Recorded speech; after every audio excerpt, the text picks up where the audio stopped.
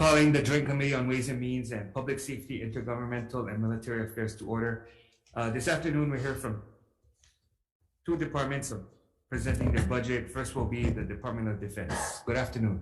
Good afternoon, Chair Dela Cruz, Vice Chair Keith Agron, virtually, Chair Nishihara, and Vice Chair DeCoy, members of the committees. I'm Major General Kenneth Hara, the Adjutant General for the State of Hawaii Department of Defense. And I'll be giving you an information briefing for the department's supplemental budget for fiscal year 22-23. I'd like to start by introducing my team. So with me today is my Deputy Adjutant General, Brigadier General Steve Logan.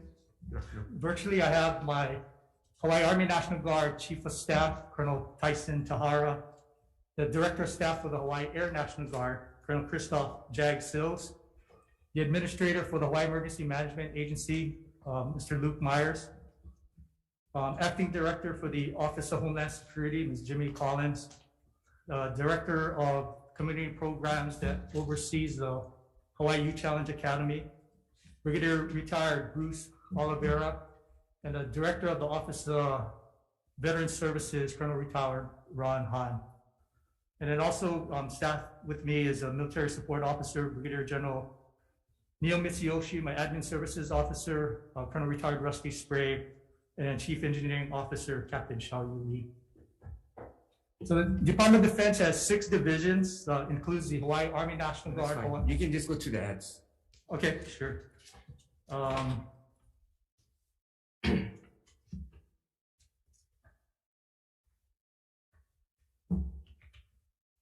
I'll start from what some of the conditions impacting the department. Is that okay? So one condition impacting the department in 23 is the fringe rate of 62.78%. The problem with that is the federal program policy changed to a fixed budget amount and has directed that federal funds be authorized for projects that not allow for personnel salaries. So to mitigate this, what we've been doing, the Hawaii Emergency Management Agency has been using some of the in-kind match for the state matching. But the Youth Challenge Academy, most of their cadre, we got to place them on 89-day hires and cannot put them on the more permanent. And that's again, so trying to avoid the fringe costs that we don't have the budget for. Some of the department's federal programs that may be in jeopardy due to the reduction in our budget. So in 2021, we had 109.5 million. That's reduced down to 103.4 million. And then our state budget was reduced from 25.5 and 19.4 million. Most concerning for me is the reduction in Hawaii Emergency Management Agency's budget. They took a reduction of approximately $1.22 million from their current 3.5 million. So Haima is at risk of losing federal funds because they're unable to provide state match for federal funds. Currently, we have 475 positions. However, we have 58 people on project positions that's accounted for outside of the budget and not on the budget table. So one of our requests is long-term project positions be added and accounted for in the normal budget to assist the department with accounting and then also to more accurately depict our organization. So DoD FY 22-23 subsequent to governor's decision is 34.5 million in general funds. We anticipate this will bring about $109.7 million of federal funds, and then an additional 61.8 million for safe travels. So a total budget for 206 million. Major adjustments, 7.23 million match to secure 24.7 million in hazard mitigation funds. Haima is with this, Haima can access federal funding available for hazard mitigation, emergency operations center projects with the 25% state match.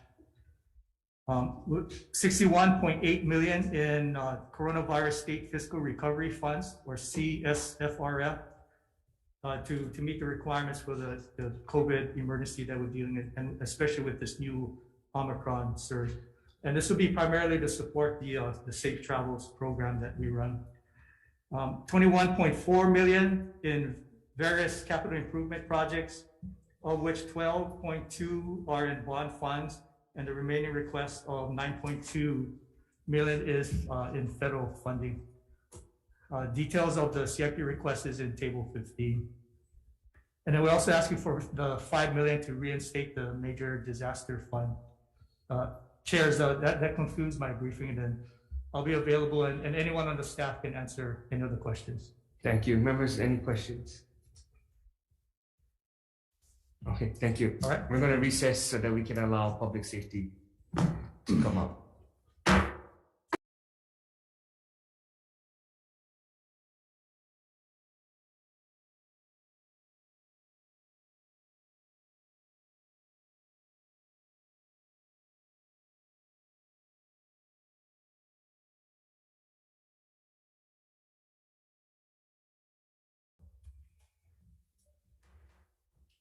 Okay, reconvening joint committee. Next we'll have the Department of Public Safety who will present their budget. Good afternoon. Hey, good afternoon, Chair Dela Cruz, Chair Nishihara, Vice Chairs, committee members. My name is Max Otani, I'm the Director of Department of Public Safety. With me here today is Deputy Director Maria Cook of Administration, Deputy Director of Corrections Tommy Johnson, Deputy Director of Law Enforcement Jordan Lowe. We also have Chairman Fred Hyun and Danbury Ferguson virtually. Cut to the chase. Some of the challenges we faced in 2021 for corrections, it starts off with COVID. So we had COVID-19 outbreaks in OCCC, Alava Correctional Facility, Waiaba Correctional Facility, HCCC, MCCC, KCCC. So 6 out of our 8 facilities experienced COVID outbreaks last year. In addition, we had outbreaks, an outbreak at Saguaro, our contracted facility in Arizona. The department was served a class action lawsuit filed by Hawaii inmates relating to COVID. A settlement agreement was reached, and part of the settlement agreement, a monitoring panel was formed, basically to inspect our facilities, to ensure we're in compliance with our pandemic plan, and to make recommendations to our department. Another issue that we faced in 2021 is staff shortage of adult correctional officers. Of the 1,414 ACO positions, we had 313 vacancies at one time. Department of Human Resource Development, DHRD, conducted a study, and they projected that we would have 330 ACOs retiring by the end of 2022, and they called it the silver tsunami. As of September of this year, we already had 330 retirees. Other factors such as workman's comp, FMLA, military leave, in addition to regular vacation and sick leave, also contributing factors. We still continue with jail overcrowding and deteriorating facilities, which makes management of our correctional facilities difficult, and especially during the pandemic. We've initiated capital improvement projects to address overcrowding. MCCC is expected to start construction in April of 2022.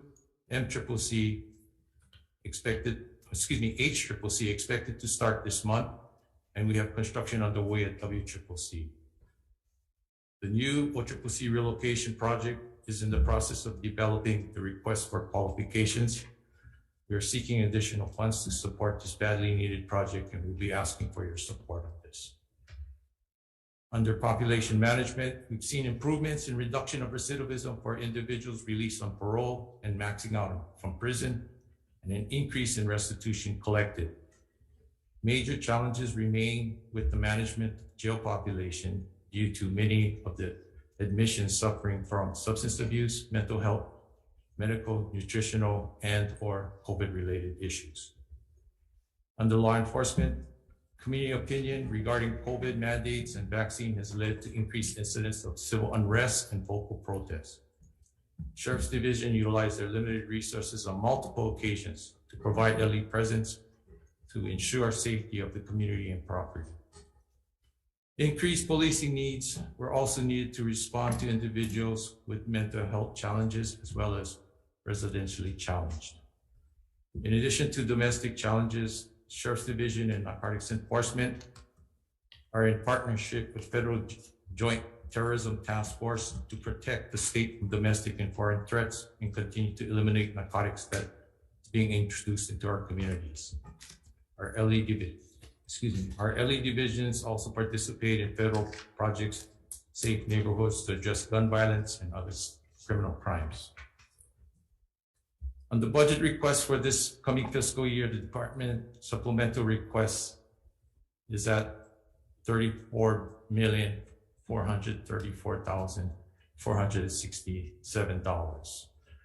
The focus of this request is targeted at the 291.5 corrections, law enforcement, administration, unfunded positions. Positions and funds are needed to safely operate correctional facilities, provide safe travels, perform law enforcement functions, provide health care for inmates, and support for all of our program IDs. We're requesting 3 transfers this year. We are asking to convert 2 part-time positions into 1 full-time position to manage the sex offender treatment program. Hawaii Patrolling Authorities requesting transfer of funds from PSD 612 to cover an unfunded position in 611. Transfer of funds from PSD 900 is also being requested to cover substance abuse treatment for pretrial defendants under PSD 410, which is the Intake Service Center. Other requests for corrections, approximately half of the requests for corrections are for unfunded positions. Additional positions are being requested to provide proper security coverage for the 3 new housing units at WCCC, HCCC, and MCCC. Additional positions are needed to provide proper medical and mental health treatment and health coverage for the inmate population. We're also asking funds to convert a special project to permanent for pretrial reform. Additional funds are needed to address increase in utility costs and to address security electronic issues. Under law enforcement, we're requesting funds for 23 unfunded positions. We're asking to restore 20 of the deputy sheriff positions that were deleted by the legislature last year. Additional positions to address staff shortage on Hawaii Island.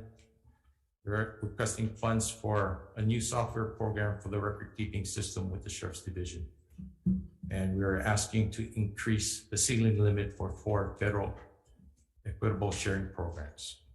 HB is requesting funding for 8 unfunded positions, and General Administration is requesting funding for 11 unfunded positions. We're also asking funding to enhance our hiring protocols and to be more efficient in getting staff to the programs and to increase the ceiling limit for our SADN project. Under capital improvement, the total request comes in at $125 million. To break that down, $45 million is for the Halava Consolidated Health Care Unit, $6 million for the relocation of the Sheriff's Division booking from Keawe Street to Kalani Moku Building, $15 million for the new WCCC project, $7 million for ADA upgrade statewide, $20 million for lump sum CIP statewide, $3 million for deferred maintenance statewide, $8 million for Lamaka infrastructure repair, renovations, and improvement, and $21 million for corrections collaboration system. This concludes my testimony, and I'll thank you for allowing us to testify today, and we'll be available for any questions you may have. Thank you. Thank you, members. Any questions? No questions? Adjourn. Okay.